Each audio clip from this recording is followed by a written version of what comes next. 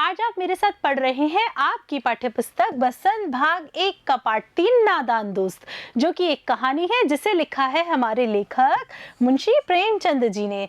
बच्चों, आप ये कहानी मेरे साथ पिछले भागों में पढ़ चुके हैं तथा इस पाठ पर आधारित अभ्यास प्रश्न भी आप हल कर चुके हैं तथा इस पाठ के भाग 6 में मैंने आपको एक विशेष प्रकरण विराम चिन्ह भी समझाया था। और पिछली बार की तरह ही आज भी मैं आपके लिए इस पाठ में एक विशेष भाग 7 पत्र लेखन लेकर आई हूँ। बच्चों, आज आपके दिमाग में यह प्रश्न चल रहा होगा कि हम इस पाठ के अंदर पत्र लेखन क्यों लिख रहे हैं। क्योंकि बच्चों, मैंने यह देखा है कि आपकी परीक्षा में एक प्रश्न पत्र लेखन से संबंधित आता है जिसे आपको हल करने में बहुत कठिनाई आती है। तो उस कठिनाई को दूर करने के लिए ही आज हम यहाँ पर पत्र लेखन पढ़ रहे हैं। चलते हैं पत्र लेखन की तरफ, देखते हैं क्या है हमारे पत्र। बच्चों, पत्र 2 प्रकार के होते हैं। कौन कौन से 2 प्रकार के? पहला व्यक्तिगत या पारिवारिक पत्र, दूसरा व्यवसायिक पत्र। बच्चों, व्यक्तिगत और पारिवारिक पत्र क्या होते हैं? बच्चों, व्यक्तिगत पत्र वे पत्र होते हैं जिनमें हम अपनी व्यक्तिगत बात लिखते हैं और हमारे परिवार के जने, रिश्तेदार, मित्र वगैरह को जो हम पत्र लिखते हैं वह हमारा व्यक्तिगत पत्र की श्रेणी में आता है। दूसरा है अपना व्यवसायिक पत्र। व्यवसायिक पत्र में हम क्या लिखते हैं? दूसरे अन्य किसी विभाग को या विभागीय कार्य से या किसी अन्य विशेष कार्य से, किसी भी विशेष प्रयोजन से हम किसी संस्थान को पत्र लिखते हैं, वह हमारा व्यावसायिक पत्र कहलाता है। बच्चों, मैं यहाँ आपके लिए एक बात बता दूं, चूंकि आप कक्षा 6 के विद्यार्थी हैं तो आपकी परीक्षा में जो प्रश्न आता है वह व्यक्तिगत या पारिवारिक पत्र से ही आता है। अतः आपको आज यहाँ पर यह पत्र लिखना ही अच्छे ढंग से सीखना है। चलते हैं आगे। पहला देखिए, व्यक्तिगत या पारिवारिक पत्र की व्यक्तिगत और पारिवारिक पत्र हम किसे कहेंगे, किसे लिखेंगे? देखिए, अपने मित्र रिश्तेदारों को लिखे पत्र व्यक्तिगत पत्र कहलाते हैं। इसमें हम अपनी व्यक्तिगत या पारिवारिक बातें ही लिखते हैं। बच्चों, हम अपने रिश्तेदार, अपने मित्र, इन लोगों को जो पत्र लिखते हैं वह हमारे व्यक्तिगत पत्र होते हैं। क्यों होते हैं?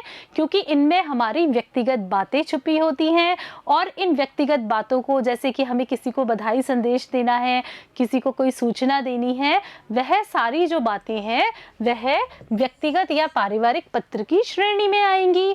पिता, माता या मित्र को पत्र, बधाई पत्र, निमंत्रण पत्र और संवेदना पत्र व्यक्तिगत या पारिवारिक पत्रों की श्रेणी में आता है। अगर हमें व्यक्तिगत पत्र की श्रेणी पूछी जाए तो क्या होगी? वह पत्र जिसमें हम बधाई संदेश दे रहे हैं, शोक संदेश दे रहे हैं, किसी विशेष बात का विवरण कर रहे हैं अपने घर वालों को, अपने रिश्तेदारों को, अपने मित्र को, वो सारा हमारा व्यक्तिगत पत्र की श्रेणी में ही आएगा। चलते हैं अगले व्यवसायिक पत्र की। ये व्यवसायिक पत्र क्या होते हैं? अन्य सभी अनजान विभागों, व्यक्तियों और विभागों में विशेष कार्य से लिखे जाने वाले पत्र व्यावसायिक पत्र होते हैं। यानी इन पत्रों में हम किसी विशेष प्रयोजन से पत्र लिखते हैं तथा इनमें हम अपनी व्यक्तिगत बातें नहीं लिखते हैं। और पत्र के देखते हैं पत्र के मुख्य भाग। यानी पत्र के मुख्य भाग कौन कौन से हैं? तो बच्चों, पत्र के 3 भाग होते हैं जो कि मुख्य होते हैं, जिन पर कि हमें पत्र लिखना होता है। क्या है वह 3 भाग? देखिए, सबसे पहला है भेजने वाले और पाने वाले का नाम, पता और तिथि। जब हम पत्र लिखना शुरू करते हैं तो यह हमारे लिए बहुत आवश्यक है कि हम जिसे पत्र लिख रहे हैं उसका नाम तथा पता हमें मालूम हो तथा वह सही हो। अदरवाइज, अन्यथा अगर हम लेटर पोस्ट भी कर देते हैं, हम पत्र डाक भी कर देते हैं, भेज भी देते हैं, अगर हमारे पास पता सही नहीं है तो हमारा जो पत्र है वह सही जगह पर नहीं पहुंच पाएगा। देखिए, तिथि क्यों लिखना आवश्यक है? तिथि इसलिए लिखना आवश्यक है कि कई बार पत्र हम लिख देते हैं, हम डाल भी देते हैं, जमा करा देते हैं, लेकिन कई बार पत्र अपनी नियत तिथि पे नहीं पहुंच पाता है, बहुत ही अधिक विलंब हो जाता है। ऐसे में जब हमारा पत्र सामने वाले को मिलता है या जिस व्यक्ति को हम पत्र लिख रहे हैं उसको मिलता है तो वह यह पता लगा सके कि यह कितने दिन पहले लिखा गया था। दूसरा है हमारा समाचार या विषय वस्तु। समाचार या विषय वस्तु यानी वह उद्देश्य जिसके लिए कि हमने पत्र लिखा है। इसमें हमारे पत्र लिखने का प्रयोजन आता है कि हम पत्र क्यों लिख रहे हैं, क्या कारण है, वह हमारा समाचार या विषय वस्तु में आएगा। फिर तीसरा है अभिवादन तथा अंत की औपचारिकताएं। पत्र हमने लिख दी, लास्ट में हमें कुछ औपचारिकताएं होती हैं जो कि पूरी करनी होती हैं, जैसे कि अपना नाम, पता, प्यार, ये सब चीज़ें लिखनी होती हैं ताकि पत्र पढ़ने वाले को भी अच्छा लगता है। चलते हैं पत्र के व्यक्तिगत पत्रों में, देखते हैं क्या आता है। और व्यक्तिगत पत्र हम लिख तो लेते हैं लेकिन कुछ बातें होती हैं जो हमें इसमें इंद्राज करना जरूरी होता है। क्या है वह बातें? देखिए, सबसे पहले संबोधन। संबोधन यानी हम किसी को जो पत्र लिख रहे हैं उसे हम क्या कहकर पुकारेंगे। इसमें सबके लिए अलग अलग श्रेणियां हैं। बड़ों के लिए हम अलग तरीके से संबोधित करते हैं, छोटों के लिए अलग तरीके से संबोधित करते हैं, तथा हमारे जो मित्र हैं उनको हम अलग तरीके से संबोधित करते हैं और इसके लिए हम अलग अलग शब्दों का उपयोग करते हैं। मान लीजिए कि आप अपने मित्र को पत्र लिख रहे हैं और मित्र का संबोधन अगर आप पिताजी को लिख देते हैं तो क्या पिताजी को अच्छा लगेगा? नहीं लगेगा। इसलिए यहाँ हर व्यक्ति के लिए, हर श्रेणी के लिए अलग अलग संबोधन होता है। देखिए, बड़ों के लिए क्या संबोधन होता है? पूज्य या आदरणीय। अगर आप अपने पिताजी को पत्र लिख रहे हैं, मामा जी को पत्र लिख रहे हैं, तो क्या लिखेंगे आप उन्हें संबोधन में? पूज्य या आदरणीय लिखेंगे। छोटों के लिए लिखेंगे प्रिय, चिरंजीवी, आशीर्वाद आदि।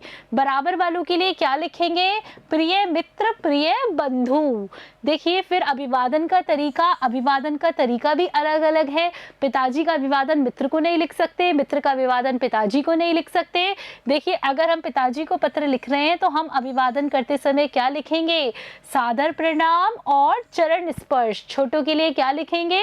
प्रसन्न रहो। मित्र के लिए क्या लिखेंगे? नमस्कार, प्रणाम, सप्रेम नमस्कार लिख सकते हैं। फिर देखिए अंत। अब जरूरी बात है कि अब अंत में हम उन्हें क्या कहेंगे। तो अगर हम हमारे बड़ों के लिए लिखते हैं तो क्या लिखेंगे कि आपका आज्ञाकारी। अगर मान लो गुरुजी को हमने पत्र लिखा है तो हम हमारे गुरु के लिए क्या लिखेंगे? आपका आज्ञाकारी शिष्य। और पिताजी को लिखा है तो आपका आज्ञाकारी स्नेह पात्र आदि। इस तरह के शब्दों का हम उपयोग करते हैं। छोटों के लिए लिखते हैं तुम्हारा अग्रज, हितैषी और शुभ चिंतक। बराबर वालों के लिए लिखते हैं तुम्हारा अभिन्न मित्र, तुम्हारी सखी आदि। अब हम सीखते हैं पत्र का प्रारूप कि व्यक्तिगत पत्र का क्या प्रारूप है। बच्चों, व्यक्तिगत पत्र हमेशा एक निश्चित प्रारूप में लिखे जाते हैं। अगर हम प्रारूप में लिखेंगे तो हमारे परीक्षा में बहुत अच्छे नंबर आएंगे, लिखने वाले को भी अच्छा लगेगा, अपनी भावनाएं पूरी तरह से स्पष्ट हो पाएंगी। जानते हैं पत्र का क्या प्रारूप है। देखिए, सबसे पहले यहाँ ऊपर आता है प्रेषक का पता या दिनांक। क्या, कौन होता है प्रेषक? प्रेषक वह व्यक्ति होता है जो कि पत्र लिख रहा है। तो पत्र लिखने वाला यहाँ सबसे पहले अपना पता लिखता है और तारीख लिखता है कि किस तारीख में वह पत्र लिख रहा है। उसके बाद हमारा आता है अभिवादन और संबोधन।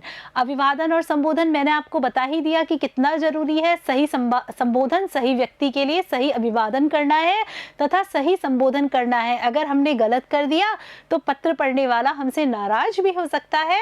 यहाँ पर हम अभिवादन करते हैं और संबोधन लिखते हैं। उसके बाद हम एक लाइन भी लिखते हैं, कुशलता के बारे में बताते हैं तथा उनकी कुशलता की कामना करते हैं। उसके बाद देखिए, आइए मुख्य विषय या संदेश।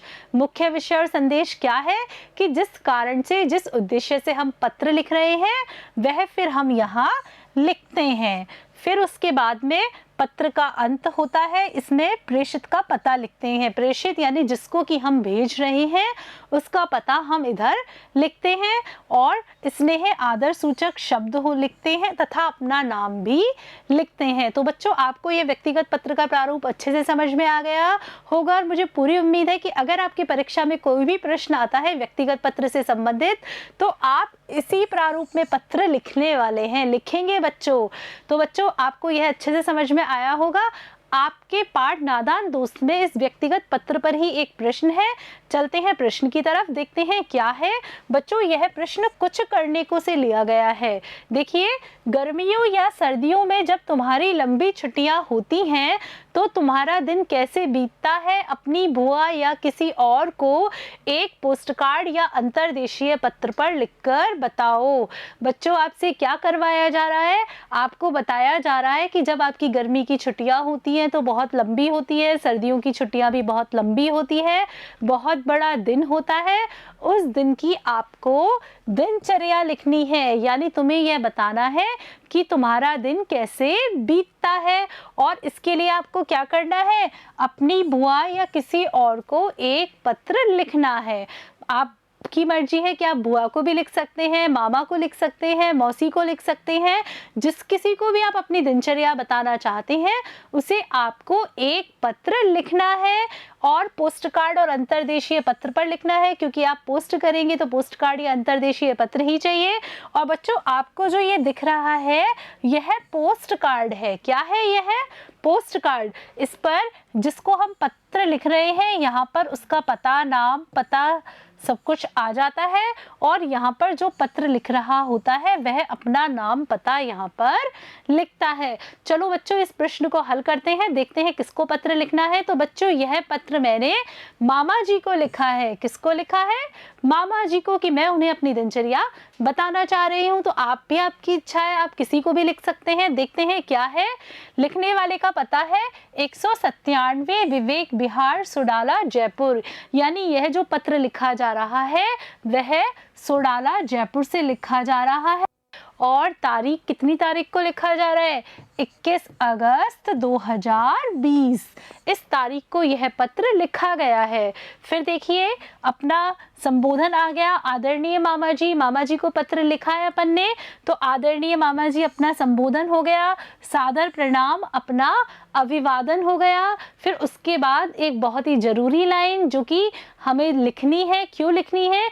इसमें हम अपनी कुशलता का संदेश देते हैं तथा सामने वाले की कुशलता का कामना भी करते हैं। देखिए, मैं यहाँ सपरिवार कुशल हूँ, आशा करती हूँ कि आप भी वहाँ सकुशल होंगे। यह लाइन आ गई है यहाँ पर।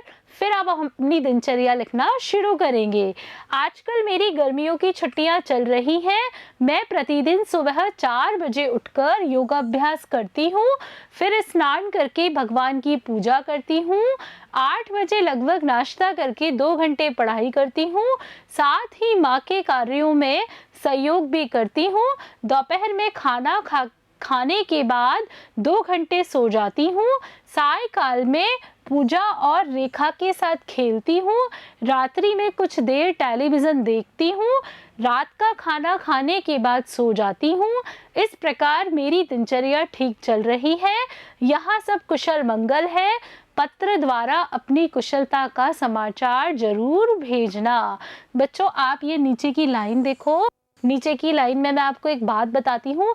नीचे की लाइन हम इसलिए लिखते हैं ताकि हम, एक तो यह पता चल जाता है कि हमारा पत्र सामने वाले को मिल गया है कि नहीं मिल गया। दूसरा, कि सामने वाला भी हमें पत्र लिखेगा। क्यों लिखेगा? अगर हम उसे कुछ कहेंगे लिखने के लिए। तो इस नीचे वाली लाइन में हमें यह लिखना होता है कि आपको आपकी कुशलता का समाचार देना है। कोई और बात जो आप उनसे पूछना चाहते हैं उसके लिए भी आप लिखते हैं नीचे कि अपने पत्र में इसका जवाब देना, इसलिए नीचे की ये लाइन लिखी जाती है। फिर देखिए, नीचे आपकी भांजी, यानी जो भी कोई पत्र लिख रहा है वह अपने मामा जी की भांजी होगी, उसे भांजी ही संबोधन होगा मामा जी के लिए। फिर अपना नाम, पता यहाँ पर आ जाएगा। तो बच्चों, आज आपने मेरे साथ पत्र लेखन सीखा। पत्र लेखन में व्यक्तिगत पत्र लेखन किस तरह से किया जाता है यह आपने मेरे साथ सीखा। व्यक्तिगत पत्र के प्रारूप को आप बहुत ही अच्छे तरीके से समझ गए हैं। तो बच्चों, अब आपको क्या करना है, आपको आपके घर के नज़दीक जहाँ कहीं भी एक पोस्ट कार्ड मिलता है वहाँ से एक पोस्ट कार्ड लेकर आना है। उसमें आप अपनी दिनचर्या लिखेंगे और लिखकर अपनी मामा, मौसी, बुआ, आप जिसे भी बताना चाहते हैं उन्हें वह पत्र लिखकर भेजेंगे। बच्चों, इससे क्या होगा, आपको पत्र लिखना और भी अच्छे तरीके से आ जाएगा। तो बच्चों, आज आपने मेरे साथ नादान दोस्त कहानी का भाग 7 पत्र लेखन पढ़ा। धन्यवाद बच्चों।